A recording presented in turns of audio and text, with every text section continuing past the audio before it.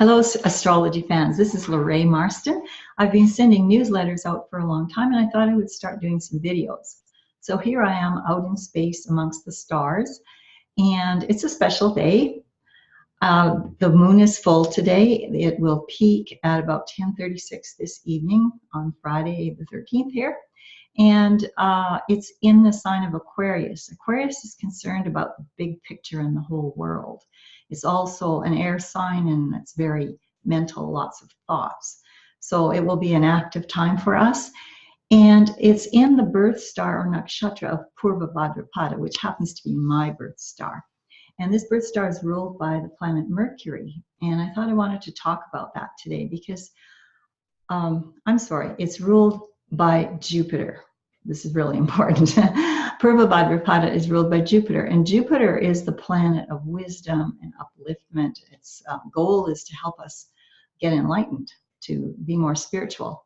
And on the way to that path, Jupiter also gives us things that help us in our day-to-day lives, like jobs and money, and if you're a woman, a husband, and Jupiter is education and children and things like that. Purva Bhadrapada, therefore, is an excellent energy for starting good projects.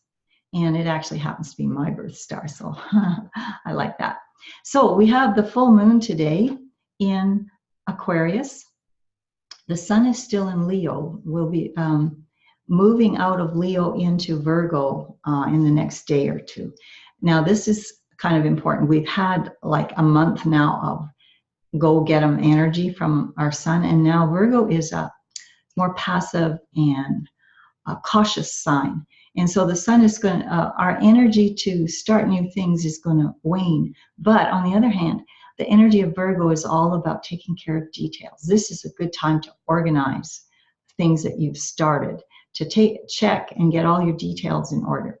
Mercury is already in Virgo, and it's a good placement for most of us. Depends what part of your chart it's in, how it will affect you. But Mercury is a planet of communications, and sometimes Mercury, loving to communicate, has us shooting off our mouths and then regretting it later. And because it's now in Virgo, and it's going to be there till the 28th of this month, it gives us a little bit of time to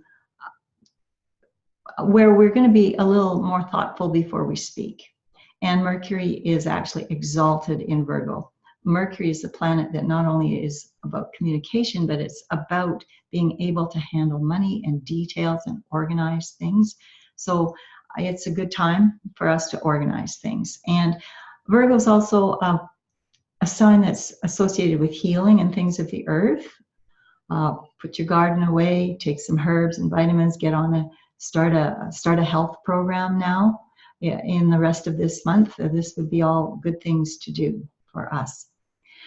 And what else? Well, looking up to November, we're going to talk a lot more about Jupiter because Jupiter is making a big transit. Jupiter doesn't transit very often, and that's going to affect all of us. So look out for that information. And the other thing I wanted to say is that one of my specialties is to chant mantras. I'm highly trained in it. I've practiced a lot, and I believe I have a gift for transmitting the energy. So I'm going to be sending out an audio of a chant to Ganesha. Now, Ganesha is, if you know any of the archetypes from the Hindu pantheon, Ganesha is the elephant-headed god, and all his features mean something. His pot belly can digest life's problems, for instance, and his little eyes help us to concentrate. His big ears are good for listening. He basically is a personification of all the wisdom and goodwill that the planet Jupiter carries with it. So after I turn this video off, I'm going to try and make an audio for you of me chanting Ganesha's mantra.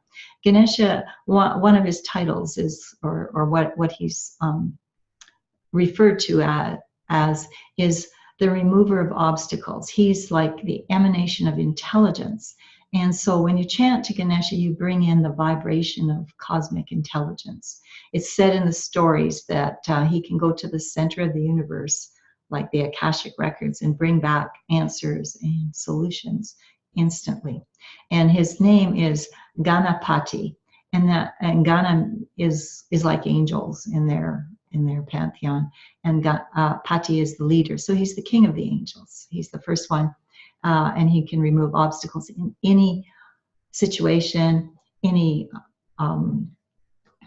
on any topic at any time. He's there for us as a good archangel would be. So I'm going to turn off the video now, and if I am lucky in getting a good audio of Ganesha, I will send that along with this. If not, you can expect it shortly in a couple days when I get a little more organized and have my voice behaving properly. Thank you. Have a wonderful full moon, and we'll talk to you again.